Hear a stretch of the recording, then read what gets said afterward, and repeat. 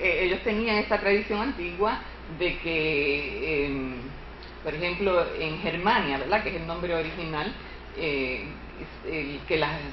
había esta creencia antigua de que las ramas sostenían las estrellas, la luna, el sol, y entonces se piensa que de esa forma se empezaron a adornar a los árboles como si fueran, ¿verdad?, cuerpos celestiales que brillan. Así que probablemente de ahí tenemos la costumbre de ponerle, antes obviamente no había bombillas, eso llegó, ¿verdad?, a fines del siglo XIX, pero sí, pues se le ponían peligrosamente las velitas.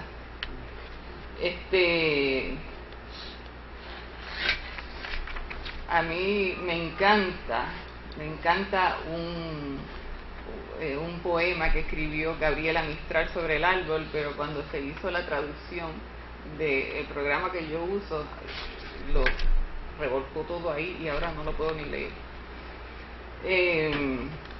Hay prácticas bien cuestionables en la iglesia que, fíjese, no son cuestionadas por gente que se cuestionan el uso del árbol. Por ejemplo, el uso del altar era una práctica pagana.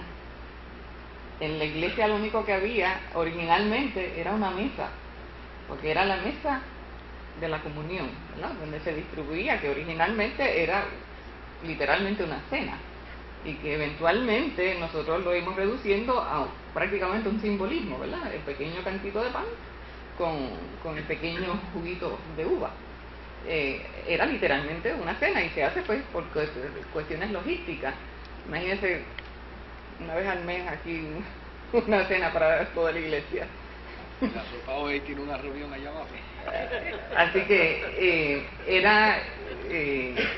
no había tal cosa dentro de las iglesias cristianas como un altar. Y menísimo símbolos nacionales o patrióticos o políticos en el altar. ¿Y cómo es que hoy no se cuestiona? Miren, una de las cosas, cuando yo llegué a esa iglesia, ya yo conocí al pastor desde, ¿verdad?, mis hermanas, compartía con él desde jovencito, hace muchos años atrás. Y entonces que se defienda a tu hermana, yo no me voy a defender. Y entonces cuando yo vine aquí para quedarme, hace 12 años atrás, yo dije, qué bueno que en el altar no hay ni un solo pastor, porque para mí eso es como hacer distinción, ¿verdad?, entre, como si fuera una categoría superior. Y yo veo esa iglesia que van esas, ¿verdad?, y sencillamente es mi preferencia, ¿verdad? Me alegró muchísimo que yo vi al pastor mezclado con todo el mundo, y ahí no se destaca nadie,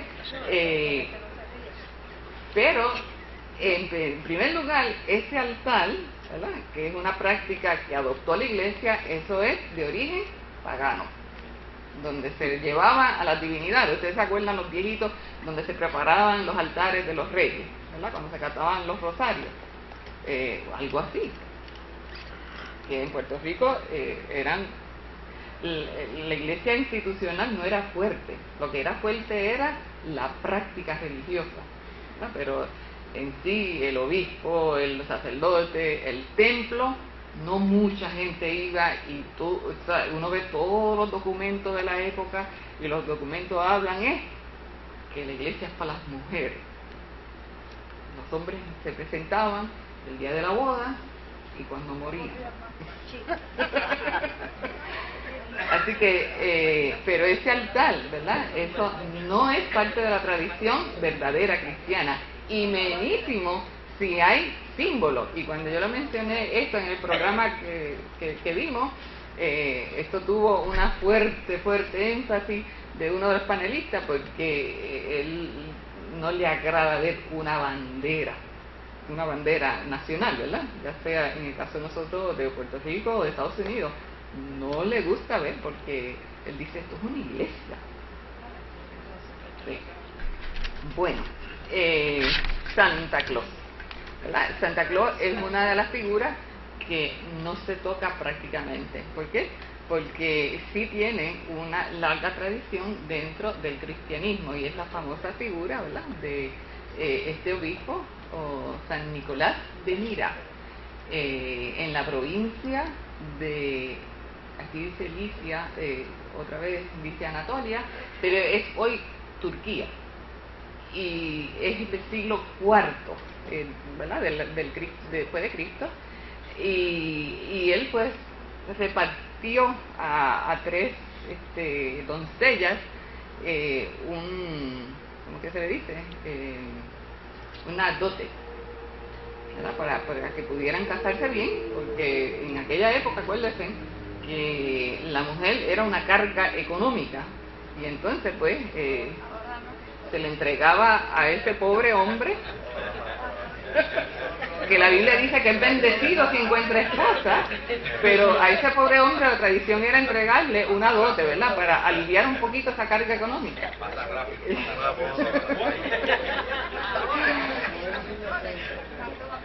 Y entonces pues eso las libró de caer en prostitución, ¿sabes?, porque eran pobres y la única forma que podían ganarse la vida era de esa forma. Así que no puedo decir, ¿verdad?, mucho más sobre eso, porque en realidad no ha habido mucha oposición sí que ha habido oposición, pero por otras razones, no por esas razones religiosas, sino por razones del consumismo. Porque miren, si las navidades han cogido un auge tan grande, es porque a los comercios les ha convenido hacerlo. Y nosotros hemos caído en esto. ¿Qué es lo más feo de todo? No, o sea, los cristianos hemos caído, sobre todo los cristianos, hemos caído de bobos. Sí. Yo me enorgullezco de decir que en mi familia, en un momento dado, los adultos decidimos que no nos íbamos a regalar, y hace muchos años que no nos regalamos. Y yo lo agradezco muchísimo. Porque, no, miren, le voy a ser bien honesta. No eran muchos. Y a mí no me duele, ¿verdad? Y siempre saco algo. Y a veces fuera de fecha, ¿verdad? Y obsequio fuera de fecha. Y cuando sé que a mi mamá le hace falta algo, pues, tú sabes, ya lo tengo y, pues sí, le voy a obsequiar eso. Y, bueno, a mi mamá siempre les regalo. Pero más bien es una ayuda, ¿verdad? Y en verdad es cualquier época del año. Pero no es tanto la carga monetaria. Es que tienes que sacar el tiempo y tienes que agonizar sobre qué será lo que le gusta, qué necesita. Y la mayor parte de las veces, esas son cosas que se botan. Porque ¿cómo uno va a saber el gusto de nadie? Que eso fue lo que nos pasó en unas navidades. A nadie nos gustó lo que el otro nos había regalado. Y, pues no nos vamos a regalar más. Y yo... Pues en el comercio resolvió con la gift card.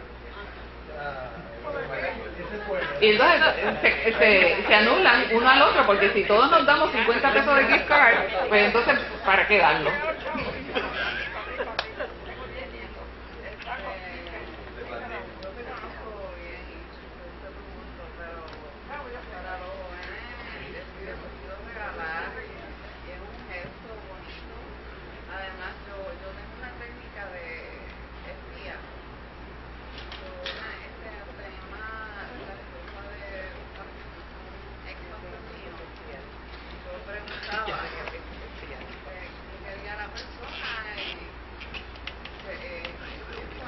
Pues fíjate, yo pienso que hay muchos gestos de agradecimiento, ¿verdad? Los más que se benefician de las navidades son los que no creen en Jesucristo, que son los judíos, porque ellos son los que tienen esa tienda. Yo sé que, miren, igual que la sobrevivencia del Día de los Reyes en Puerto Rico, obviamente, pues, que de hecho eso era uno de los puntos que quería decirle, fíjense, antes de terminar, ¿Por qué no se celebra Navidad? Eso es lo que yo quiero averiguar. ¿Perdón? ¿Cuándo nació Papá Dios? Eso fue lo primero que dije.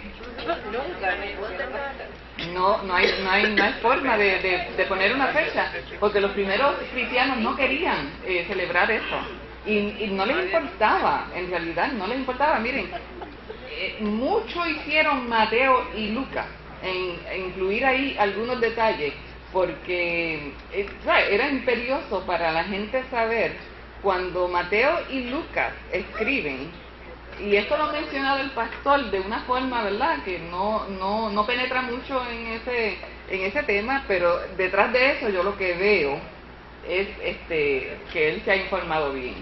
Y es que en esa época ya empieza a nacer la idea, se empieza a colar fuertemente en la iglesia de que Jesús no era verdaderamente no tenía verdaderamente un cuerpo humano, porque era bien frecuente en la sociedad pensar, y esto es una influencia griega sobre todo, era bien frecuente pensar que la materia era mala. ¿Sí? Y entonces, si la materia era mala, ¿cómo Dios pudo hacerse ser humano? Es incongruente para mucha gente, y entonces empiezan a salir muchas teorías de que no, lo que pasa es que él tenía la fachada de un cuerpo, ¿ven? Que parecía humano. Y cuando Mateo y Lucas empiezan a escribir, miren, y ese énfasis, no, fue nacido de mujer. El mensaje que ellos quieren llevar es, Jesús es tan humano como cualquiera de nosotros. Había esa imperiosa necesidad, pero decir la fecha, esto lo tenía sin cuidado, eso no era importante para ellos. O sea, que la primera vez que se decreta el 25, ya estamos andando por el siglo VIII, ya han pasado 700 años de haberse fundado la iglesia, han pasado muchos siglos. ¿Ves?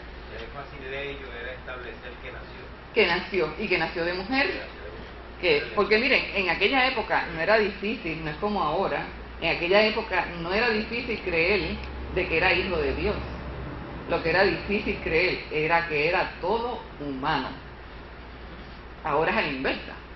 Ahora la gente le gusta ver solamente la parte humana de Jesús, ¿verdad? Un gran maestro, ¿ves? Que sí, transforma. Un gran profeta, un gran revolucionario, iba a decir también. ¿Ves? Esa es la parte que la gente le gusta ver. Ahora, no le mencione que es hijo de Dios y que murió en una muerte de expiación, ¿sabes? Porque si, murió, pues, claro, porque era una amenaza para los judíos o porque era una amenaza para el imperio. Pero no, nosotros lo que tenemos, murió, pudo haber sucedido ese elemento político, pero murió por expiación, por pagar la culpa de nosotros. Así que una de las cosas más lindas que yo he escuchado en cuanto a Jesús y su significado, creo que lo dijo el pastor el domingo pasado, fue que mediante Jesús nosotros vimos la luz una vez más en esta oscuridad y celebramos su nacimiento como el que trae orden y paz, o por lo menos la promesa de una paz clara para todos los seres humanos. Y esa promesa de amor y de luz es lo que debería ser la Navidad, ¿verdad? Esa celebración que sí va muy bien con lo que es el sol, que es ese astro que nos calienta y que hace que reverdezca todo el planeta, ¿verdad? Quería decir eso nada más porque lo vi en una película también. Pues eso fue tocado en uno de estos mensajes ahora de diciembre y me alegró mucho oírlo porque siempre hay aquí y allá. Quizás la mayor parte de la congregación pues no está pendiente del detalle, pero sí, siempre hay alguno que en alguna parte leyó algo, ¿verdad? Escuchó algo. Y entonces, pues, es bueno enfatizar, aquí no nació un gran profeta, o sea, además de nacer un gran maestro, un gran profeta, un gran sacerdote, es el Hijo de Dios y es expiador. Eso es el punto. Es Dios mismo. Amén. Entonces, le iba a decir de los reyes. Miren, cuando los misioneros, esto se parece, con esto termino, esto se parece a lo que sucedió en la Reforma. Cuando llegan los misioneros norteamericanos a Puerto Rico, ¿saben lo primero que hacen? Cabildear para que se elimine la celebración de los reyes, porque para ellos los reyes eran santos católicos. Y entonces, para nosotros hoy, o sea, no es raro que entre nosotros digamos, esta es la celebración más genuina de la Navidad.